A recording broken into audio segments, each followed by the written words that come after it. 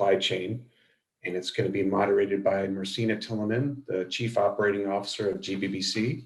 And the panelists are Douglas Johnson-Poensgen of Circular, Rand Melamed of Orbs, and Ian Melendez of IDB. Welcome, everybody. Thank you. Thank you very much. So much. So it looks like my video also has to be started by the host. But I'm really grateful to be here to be moderating this discussion. I've loved the conversations up to this point. And I am excited to be joined by a really tremendous crew of doers in the space. When it comes to supply chain solutions, I don't think we could have found a better crew. So thank you so much for making the time. And just to start, I'd love to set the stage by going around and hearing from Douglas, Ran, and Ilan what you're doing, so that we can kind of put everything in context as we proceed with the conversation. So Douglas, can we start with you? Just tell us a little bit about what you're doing at Circular, specifically related to supply chain solutions. Great. Thank you very much, Mercina. My name is Doug Johnson-Poensgen. I'm the co-founder and CEO of Circular.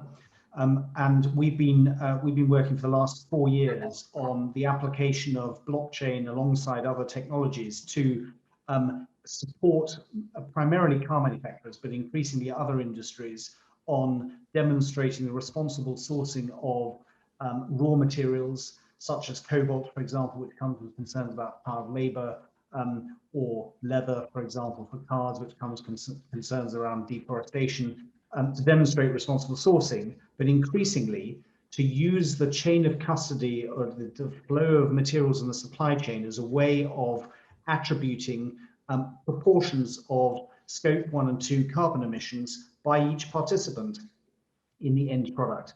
Very relevant, for example, to an electric vehicle, where, of course, the whole purpose of doing that is to reduce the overall carbon impact of travel. And of course, the focus shifts from the consumer and the tailpipe to the manufacturer of the car and the contribution of the supply chain. So actually understanding at tier 2, 3, 4, 5, 6 of a supply chain, what embedded carbon is within, for example, the electric vehicle battery, which is huge, and as a tool to enable smarter procurement. So that's what we do. Thank you so much. And Ran, can we go to you to just tell us a little bit about the solutions that you're working on with Orbs, specifically in the supply chain realm? Yeah, sure. So first of all, I apologize for disappearing. My computer just died. Orbs is developing a blockchain infrastructure, mostly aimed at enterprises, governments, and applications of mass adoption. And we have also developed a solution that addresses supply chain challenges specifically. This solution is currently being deployed with a Fortune 500 company at a test project, and it so far is showing great results in terms of the additional information it allows them to generate and share with all their partners along the supply chain. Excellent, thank you so much. And Ilan, your solutions are particularly relevant to this moment in time. It would be great if you could just speak a little bit to what you're doing with the COVID transparency platform and anything else that you think is relevant to the conversation. Yes, specifically for COVID-19 in this year, 2021, we are seeing right now when all the countries are, or many countries are implementing the different vaccines and administering those to the population, we are seeing something that we are trying to prevent with the solution that we are proposing to other countries. And specifically, it's related with the transparency, errors with the assignation, with the prioritization, with issues related with the black market or falsification, things like that, needs to be fixed for a challenge that we have worldwide as a humanity to administer the vaccine to millions of people in something that with a vaccine that is actually very with just a few. I mean that we cannot apply for all of them at the same time, but we need to administer very smart. And in order to maintain and keep the pace in our countries, and this is basically, that's why it's important, because we want to maintain and keep the peace in all our countries. We need to provide a layer of transparency in the process, or we believe that we need to apply this. And that's why we are using blockchain for this solution as an additional layer to what we currently have in our countries.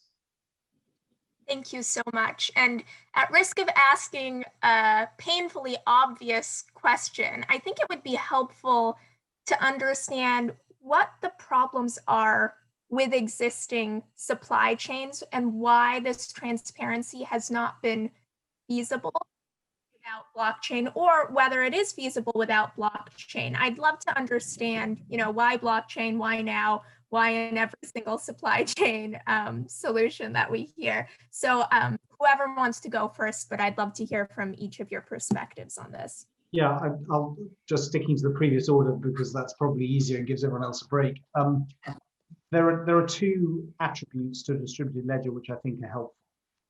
The first is that, if you think about supply chains that start with raw materials, whether that is, cocoa farmers in South America or artisanal miners in Central Africa via midstream participants in say, China, and then car manufacturers in Europe, there is no central authority that somehow could host this magic database, even if that would be a sensible way of doing it.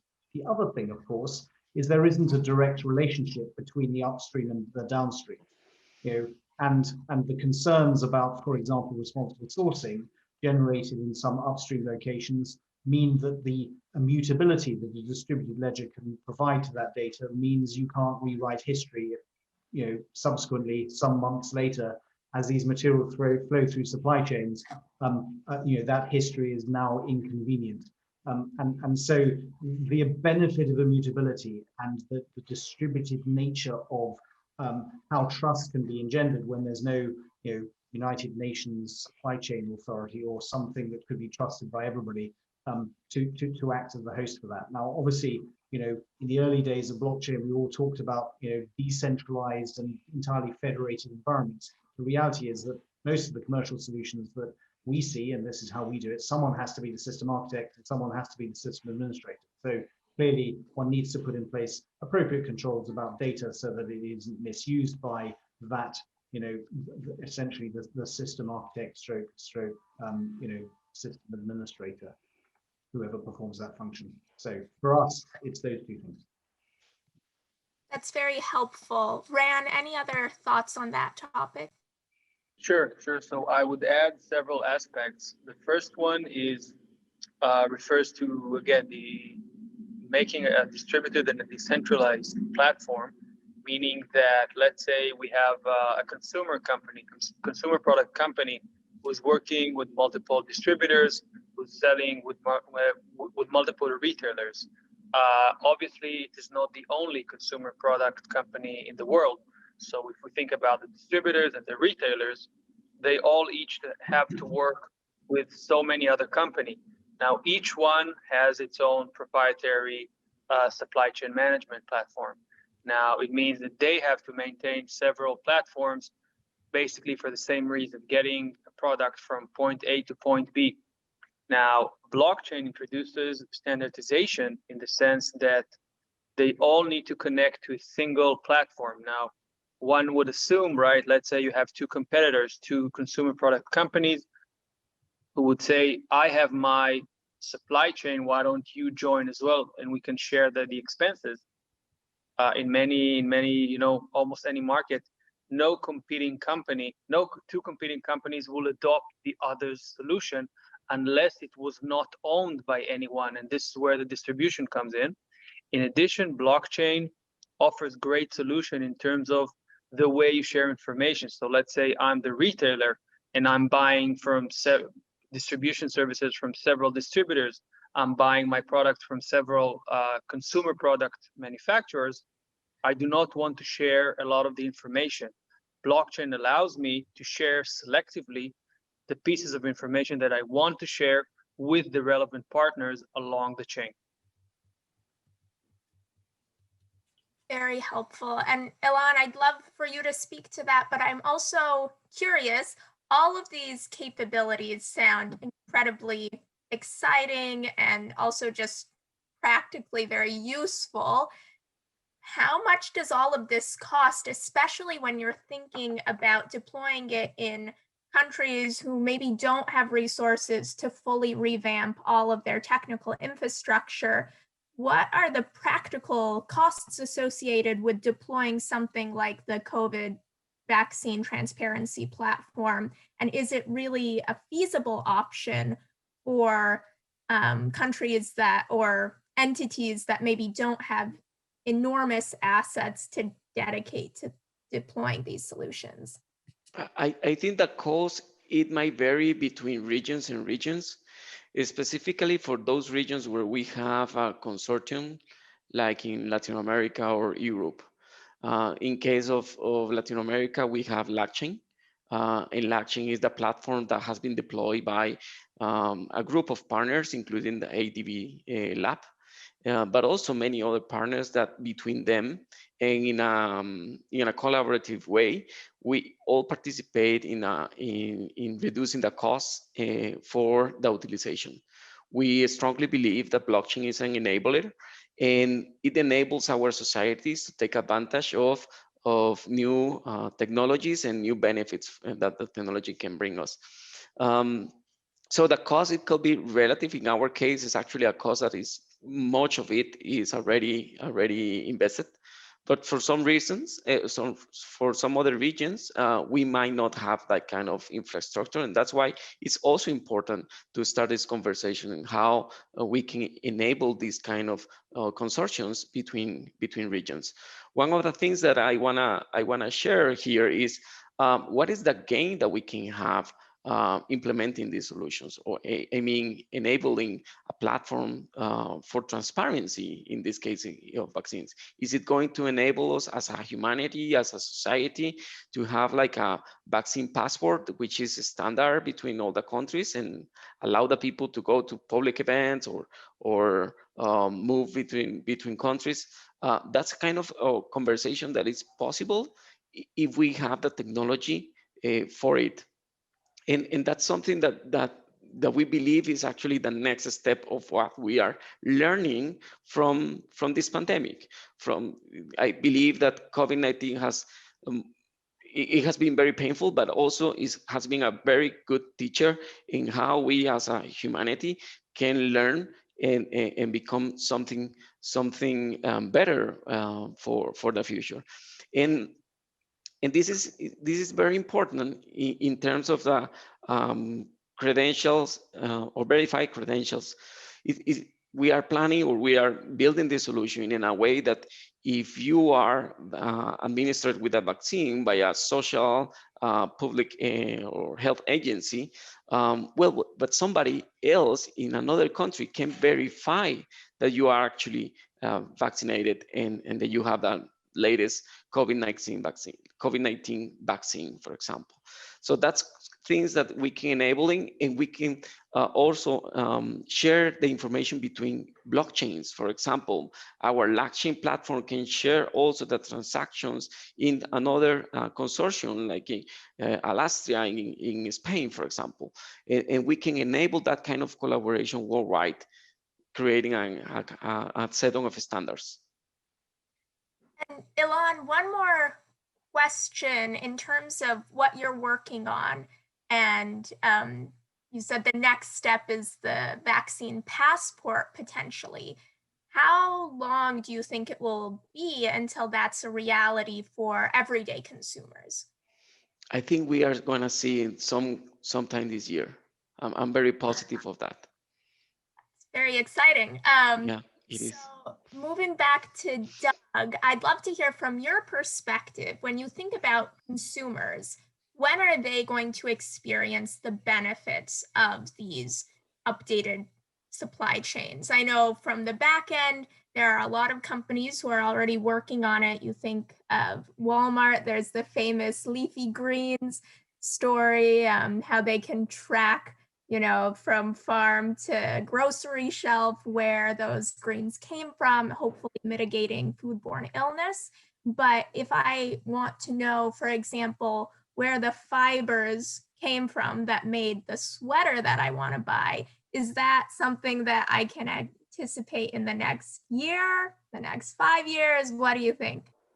So there are examples in a variety of supply chains now when consumers can be informed. Now, obviously, we work in complex industrial supply chains where materials change between upstream and downstream. So, you know, I mentioned cobalt earlier, clearly comes out of the ground as ore, ends up as a car. The last 2 years, we've been working with Volvo Cars on tracking battery materials. Polestar is making sustainability an absolute central pillar of the brand that they're building. Polestar is a all EV EV company spin out of Volvo and Geely, Volvo's parent, and a direct competitor of Tesla's. And they are looking to sell cars with meaningful transparency for the purchaser of how responsibly this car has been constructed and what its embedded carbon footprint is, and what Polestar is doing about it. And they're probably a leader in this space, although actually, as all car manufacturers, for example, commit to net zero targets, they're all looking to demonstrate proof of that. And actually, there's a driver for this, isn't the consumer, it's actually institutional investors looking increasingly for greater evidence to support ESG claims, environmental, social, and governance claims by the companies that they fund or invest in. A recurring lament by institutional investors in the lack of evidence to support those claims at the moment. So that's the general point. In terms of the jumper that you were talking about, there are already examples of individual consumer products, my leather sandals or my jumper, which you can track back through the supply chain. They are relatively isolated and not yet mainstream. One of the other sides of this, which we haven't touched on yet, is how a distributed ledger and the ability to tokenize, for want of a better, or create a digital twin for a commodity actually starts to enable a circular economy, whether it is waste fashion that can be reused, a variety of business models for that. We're working at the moment with an oil major looking at lubricants, marine lubricants as a service, essentially never selling them to the customers, merely leasing them and taking back the used oil at significant scale, obviously, taking it back, re-refining it and passing it back. And there are early examples of this in other industries. Renault has just launched a car, an electric vehicle, where the battery is leased to the purchaser of the car. And the idea is that at the end of its first life within the vehicle, the battery is taken back and either reused in an energy storage system or recycled. So green shoots, there are examples right now where this touches consumers. The Renault car is an example. Thank you so much. That's exciting for me to hear. And Ran and Douglas, actually, I'd like for both of you to touch on this. I mentioned the question of cost to Elan, and I mean, he's dealing with some tremendous infrastructure with blockchain, which already exists. It enables many more participants to contribute without needing to build out their own technical infrastructure. But I'm wondering, as you're both in positions to sell this as a solution and you're working with some of the largest companies in the world, what are the costs, both in terms of technical infrastructure, but also in terms of actually creating supply chains that are more ethical? And how do you make that case to the businesses that you're hoping to work with? Yeah. Rand, So yeah, sure. So I would start. I think blockchain for supply chain, like many other use cases for blockchain, requires a shift of paradigm, right? It requires thinking in a different way. Now, in order to have supply chain for blockchain for supply chain, for instance, you require some new additional revolution. For instance, how do you serialize every product? right? Because let's say, again, if it's a battery, like Douglas mentioned, if it's I don't know, if it's a medicine or any other type of product you would like to track along its entire lifetime, how do you do that, right? You must have this technology. So unless you're able to provide what's completely a non-blockchain related technology, you cannot do anything, right? How do you then make, right, if you need to read this new either barcode or Bluetooth or QR code, whatever, some of the stops along the chain, they're not used to it. So you have to introduce this additional technology. Add to that the cost of the infrastructure. Again, as I mentioned earlier, it has to be distributed because so many different parties have different interests, even though they all share the same infrastructure. So then you have the question, who bears the costs of this chain? And like always, or in many blockchain use cases that I've seen, many projects, you get the question of governance, right? You didn't have that before. When it was a centralized platform, it had a very clear owner. Now you must have a consortium. How is it governed? Who's in charge? Who has, how is the power distributed? So you get a new set of questions that you never had to deal before. I do believe that the answers to these questions will emerge and the practices will solidify within the years, and maybe 10 years, 15 years from now, we would look at current supply chain and think, oh my God, it was so primitive. How come we didn't figure out that this is what, or looking back, it would seem obvious what were the measures that we should have taken in order to get to that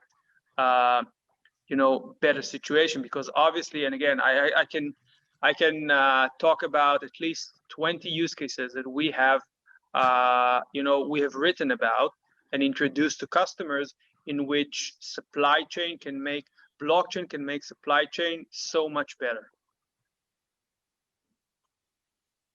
Yeah, I mean, you asked about cost of adoption. The approach that we've taken is essentially to charge participants in supply chains a subscription. The tiered subscription is employed so that where the principal benefits of traceability arise with, for example, the manufacturer of the car or whatever pays the most, and the subscriptions go down as you go through the supply chain. And for the smallest upstream producers, there's no cost at all. And at the upstream where there's no technology, you can actually create digital twins for a 1-ton bag of material or a 30-kilo sack of material using a mobile app that we provide. Actually have this deployed in artisanal mine sites in places like the Congo now, and I've built a whole variety of controls using everything from facial recognition to defense against GPS spoofing to be confident that that digital twin is a reliable a reliable first step in tracking something through a supply chain from its source, and that's can be free for the very smallest producers. So so far we've got about 2 years experience now of doing this in real supply chains with real participants, and we've not experienced a real pushback on the willingness to pay. Very helpful. And I'm wondering, when you look at all of the changes that are happening across industries and geographies in this realm, what you think the primary driver is, because it clearly, even if you say cost does not seem to be an impediment to adoption, it's an investment of time, of resources, focus, all of those things. And so do you think that these changes in the way that our supply chains function are driven primarily by consumer demand, regulatory mandates, or increased cost savings down the line? A bit of both, a bit of all three. So let me just explain. So at the moment, the early pioneers, the Volvos and Polestars of this world, and there are other car manufacturers doing this, but they're just not public yet, were keen to differentiate their business practices from others and say, look, holding themselves up as a shining light with a view to trying to drive top line growth based on their sustainability credentials. And Volvo, for example, has seen its sales grow in 2020 compared to many car manufacturers which have seen the opposite. So a driver of top line growth is one motivation because consumers do care. The second is risk management or regulation. There are conflict minerals regulations around the world, including in the US.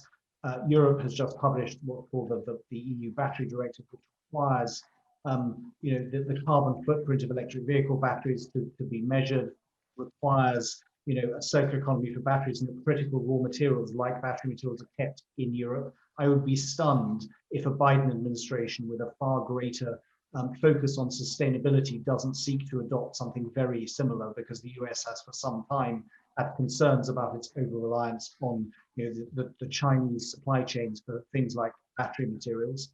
So there is definitely a regulatory push. And then the third bit, which is currently unproven in the supply chain setting in which we work, is that it's not controversial to say that the digitization of business processes helps unlock efficiencies. If you think about a supply chain, complex supply chain, there's a lot of working capital tied up in that supply chain because payment processes are slow and papertronic, for want of a better way of describing it. Having a clearer idea where something is and who's got it could actually reduce the cost of things that we collectively need, whether it's electric vehicles or whatever, without cost engineering the suppliers, merely by making it more efficient. Everybody understands that logic, and of course the logic for the adoption of ERP systems inside the enterprise, just not really proven at scale yet, because clearly the adoption of solutions like the ones we're talking about here is still in its early stages. Very helpful. Ran, Elan, I don't know if you have any thoughts on that before we move on.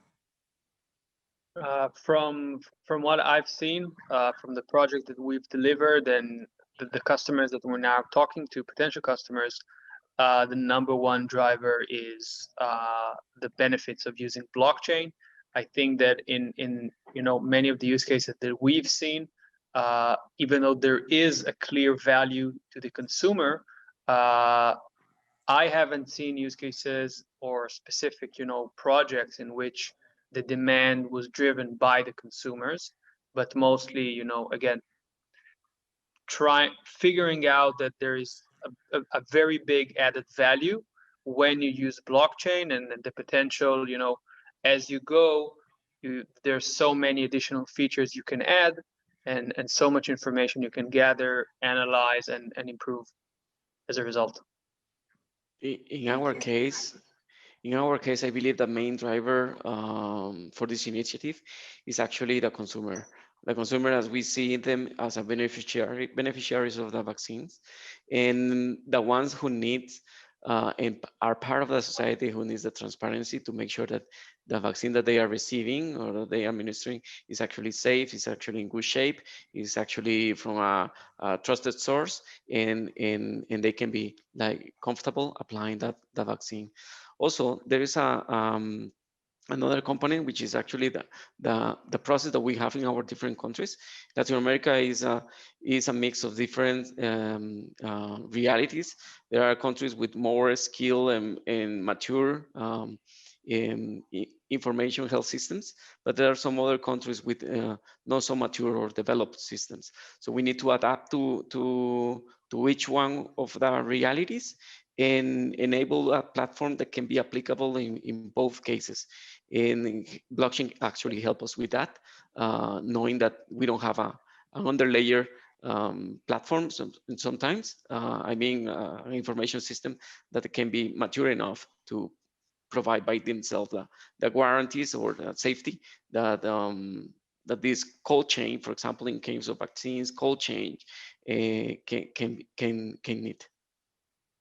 That's really helpful. And I'm curious, we've spoken about getting buy-in at the highest levels from stakeholders in order to adopt these solutions. And Elan, you have real experience in terms of educating consumers to trust these solutions and to use them. And I'd love to hear a little bit more about how that type of education plays into your work. Well, the first education is what is blockchain. It's still in our countries is something that people don't understand easily.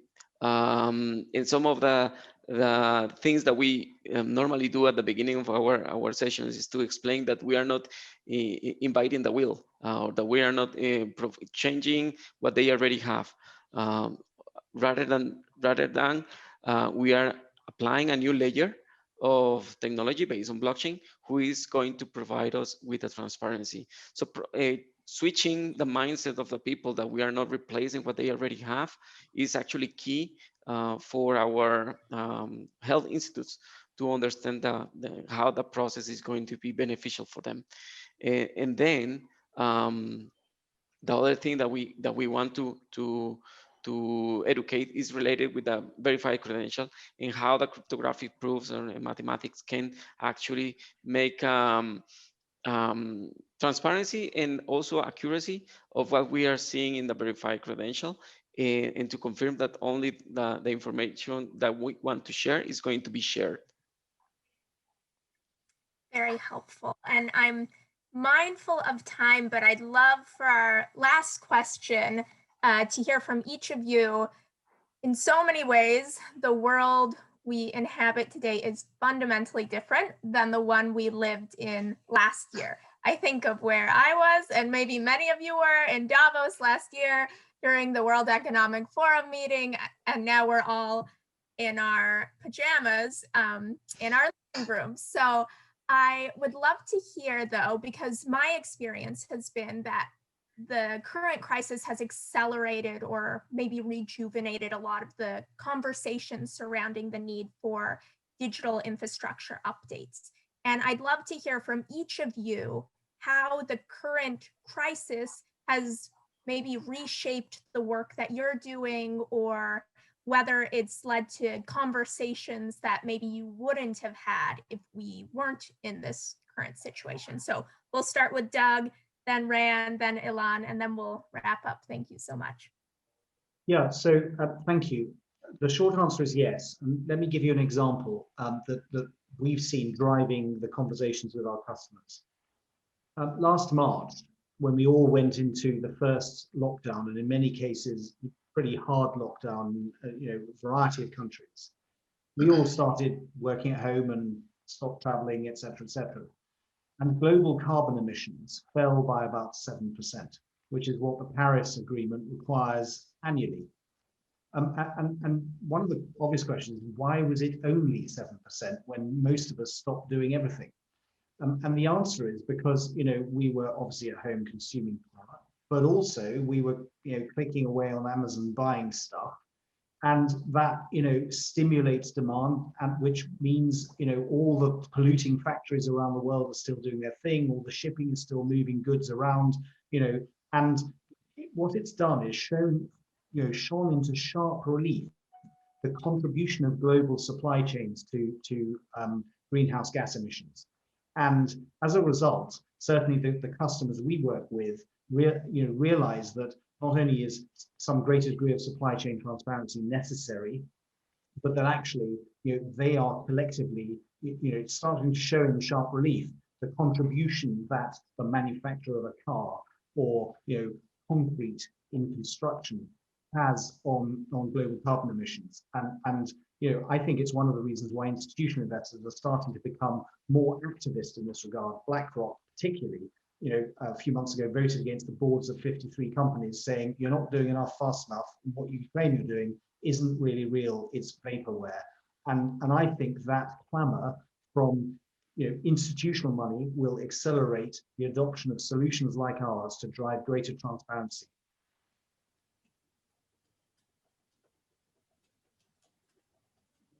Thank you so much. And Rand, what about you over the last year? So for us, I think that the entire pandemic has been an absolutely an amazing catalyst in generating business, in terms of that everything has become binary. So you have your pipeline managing customers, potential customers. So some don't know, we'll decide next quarter, whatever. But with the pandemic, everybody was hit. Mostly everybody was hit in terms of revenues. We've had customers saying, listen, I'm 50% behind on my annual plan.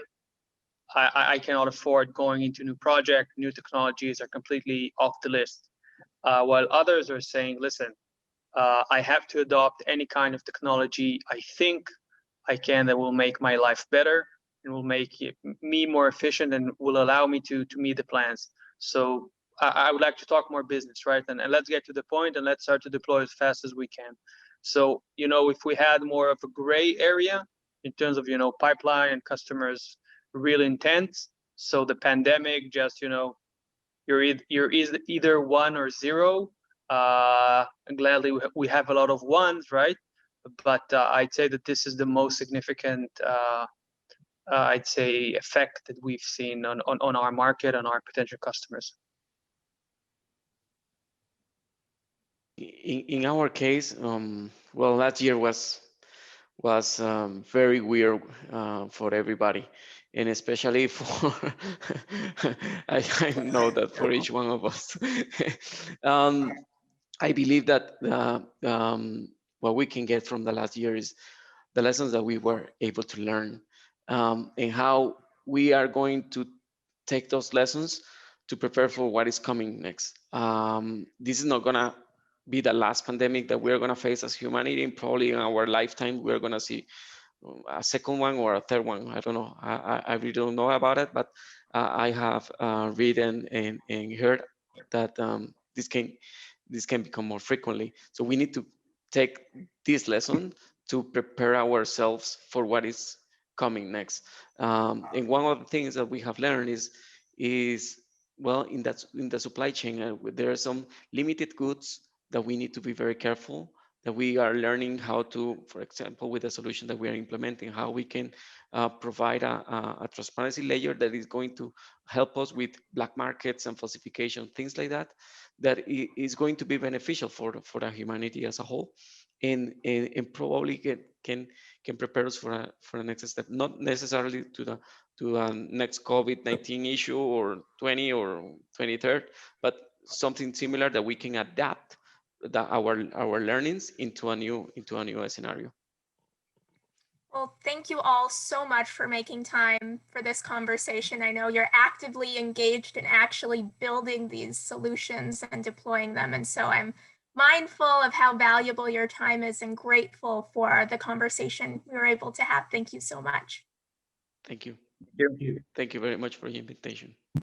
Bye.